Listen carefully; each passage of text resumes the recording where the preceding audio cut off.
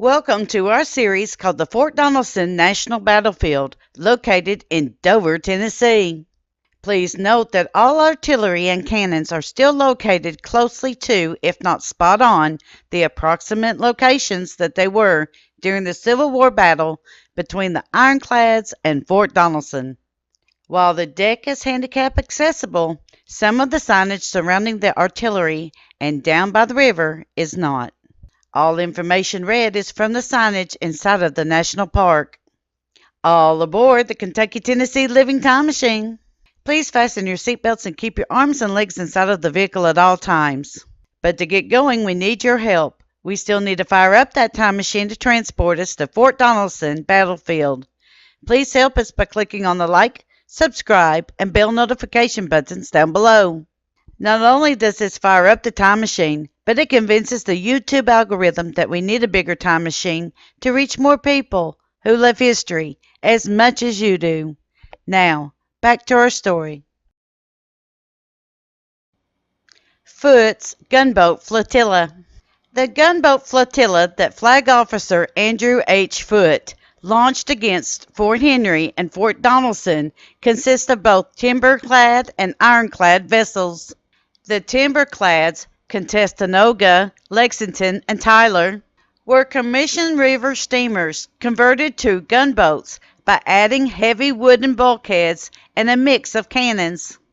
The ironclads were named for towns on the Mississippi and Ohio rivers: Carondelet, Cincinnati, Louisville, Mound City, Pittsburgh, and the St. Louis were broad-beamed, shallow-shaft vessels, protected with 2.5 inches of armor on their sides called casemates and 1.25 inches on the conical forward pilot house.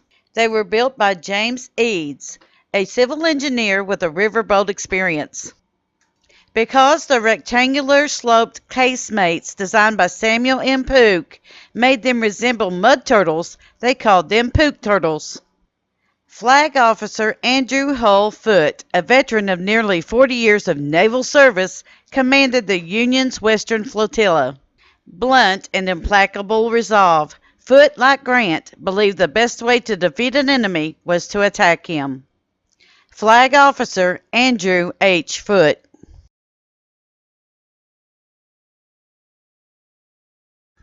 Exchanging iron valentines. We awaited with deep anxiety the result of the attack and severe bombardment by the river batteries by our gunboats. Gloom ensued upon news reaching us of their failure and withdrawal from the contest. H. W. Bradley, Taylor's Battery, McClellan's Division. 10-inch Columbiad. This impressive weapon could hurl a 128-pound projectile over 3 miles, but was not as effective as the combined firepower of the 32-pounder smoothbores or the 6.5-inch rifle in the Upper River Battery. 32-pounder smoothbores. Arranged in 2 batteries of 4 guns each, these cannons were capable of firing 32-pound shots up to a mile, inflicted most of the damage on the Union gunboats. Before building Fort Donelson, Confederates built 2 river batteries along the Cumberland River to defend the water approach to the major supply centers of Clarksville and Nashville. One, the Upper River Battery, is located several hundred feet to your right. The other, reconstructed here, was known as the Lower River Battery. Both were armed with heavy seacoast artillery, manned by inexperienced gunners. This battery contained 8 32-pounder cannon, and on the extreme left, 1 10-inch Columbiad. On February 14, 1862, Flag Officer Andrew Hull Foote's Union gunboat flotilla rounded the bend in the distance and steamed up the Cumberland River to exchange iron valentines with the watery batteries. Using the tactics that proved successful at Fort Henry a week earlier, Foote maneuvered his gunboats very close, intending to shell the batteries into submission. The cumbersome vessels, however, moved too slowly, and they became excellent targets for the untested Confederate artillerymen and were forced to withdraw. Union ironclad gunboats. They weren't invincible. Despite the gunboats' reputation and protective armor, the Confederate river batteries pummeled the Union fleet in a 90-minute battle, during which Flag Officer Foote put it, they were, quote, all cut up from a total of just under 100 rounds fired. Confederate gunners hit the St. Louis, Foote's ship, 59 times, the Cardonelet 54 times, and the Louisville 36 times, and the Pittsburgh 20 times. The Timberclads. The Timberclads played a significant part on the attack of the river batteries. Unloading supplies from steamboats on the Tennessee River. Steamboats like these could transport a 2-day supply of food and other provisions for 40,000 men and 18,000 horses. There's a map of Fort Donelson, Bowling Green, Nashville. As a hub for 5 railroads, Nashville was a transportation center of great military significance. Its occupation would keep clear the way for Union advance into the Deep South. The Tennessee state capital is seen in the background. You see there's a picture of the trains and the Tennessee state capital. Control the rivers and the railroads. During the Civil War, rivers and railroads routinely carried soldiers, material, and food to keep the war effort going. The Tennessee and Cumberland rivers are the main arteries that carried the economic lifeblood to the heart of Middle Tennessee. Most agriculture and manufactured goods passed through Nashville on the Cumberland River. Tennessee's railroads, which covered most of the state, played a pivotal role in military events west of the Appalachian Mountains throughout the war, though smaller and not as well equipped as the northern counterparts.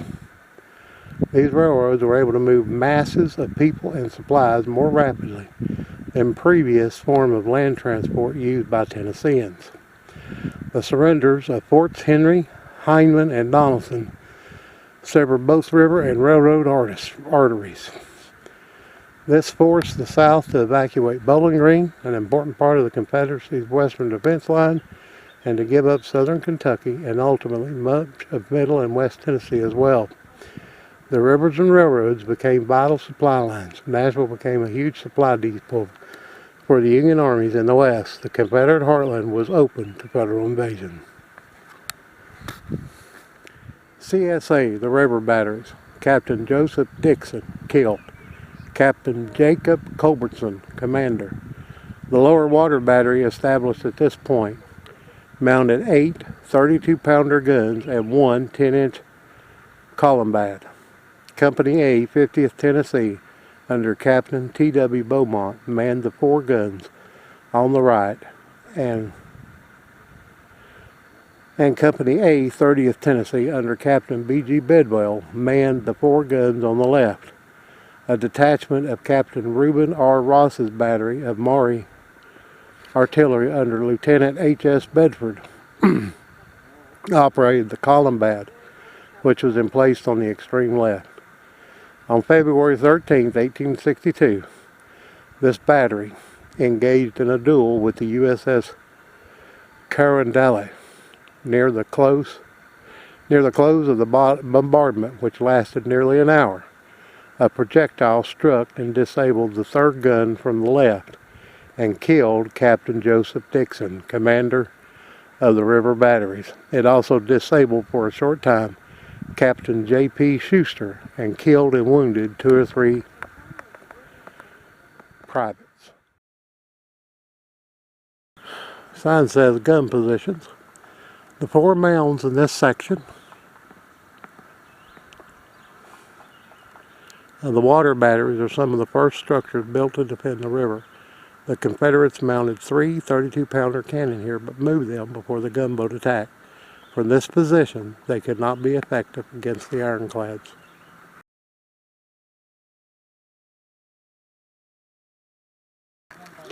Reconstructed powder magazine. The original magazine was 1-room, double wall, building constructed of logs. It was made bomb-proof by a thick earth covering.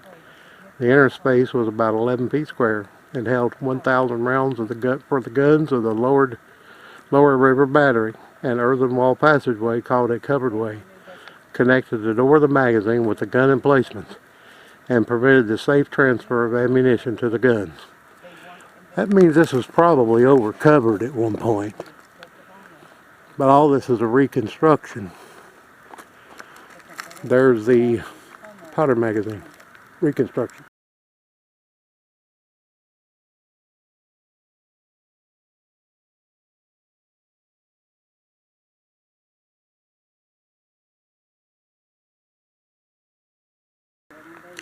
If you notice this gun has a different type of carriage. There's actually supposed to be a track that those two wheels there would rotate on and allow that gun to focus up and down river. So it could do like that. The adjustment there on the under the cannon allowed them to adjust the height of the shot. There are 5 cannons here with one special cannon on the far left. Can't remember right off what type it is, but we'll go look at it in a minute. The serial number on this gun is 7159. This is what I was talking about earlier. We're at Fort Donelson, Tennessee, near Paris, Tennessee. These wheels here on the back allowed the gun to be swiveled up and down the river. This here adjusted the height of the shot. And this allowed the gun to be moved back and forth along this rail to allow them to adjust the distance of the shot. Fort Donelson, Tennessee, and we're talking about these cannon placement here. And here's an interesting sign. It reads, "See me take a chimney, February 14th, 1862. Federal gunboats had edged up within 400 yards. Artilleryman John Frequa calmly said, 'Now, boys, see me take a chimney.' His shot tore a smokestack and the flag off the U.S. gunboat Pittsburgh. Tossing his cap in the air, Frequa roared, 'Come on, you cowardly scoundrels. You're not at Fort Henry.' Fuqua sent the next cannonball through a porthole, and the Pittsburgh started backing up." We're here at the Fort Donelson Lower River Battery. As we were talking about the cannons in another video, we talked about a sign down here. Now this one says, "Killed by a loose bolt, February 13th, 1862. On the evening of February 13th, 1862, the U.S. gunboat Cardinal fired a few shots at this lower water battery. One Cardinal projectile hit the set of Confederate gun carriage at this location. A large screw bolt went flying. The loose screw struck the battery's highly respected commander, Captain Joseph Dixon, in the forehead. Dixon died instantly, the only Confederate casualty in this shelling.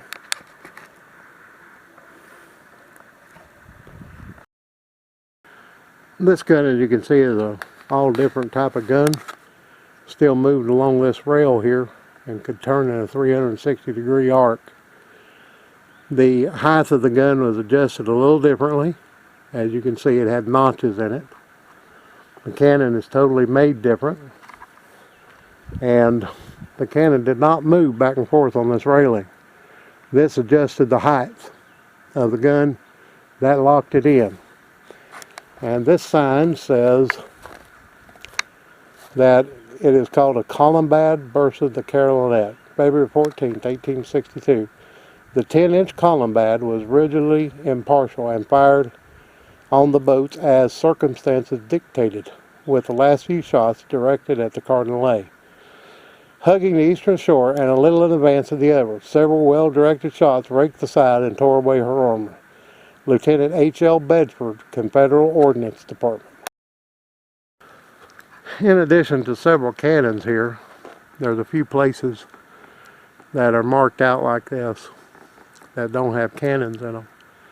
And it could be these are representative of where the Confederate troops could shoot at anybody landing on the river or getting to shore here and shoot at other things on the river with rifles.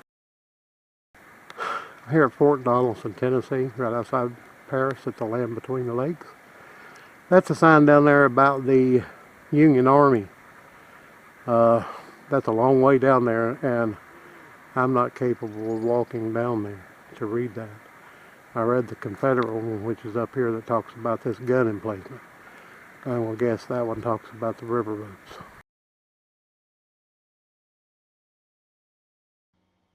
Thank you. We at Kentucky, Tennessee Living would like to thank you for watching our visit to Fort Donelson. Don't forget to hit that like button, as the more likes we receive, the more likely YouTube is to suggest our videos to other viewers. Also, to receive notice when we upload a new video, be sure to subscribe and click the bell notification button. We thank you for continuing to support Kentucky, Tennessee Living as we are discovering the mysteries in Civil War history.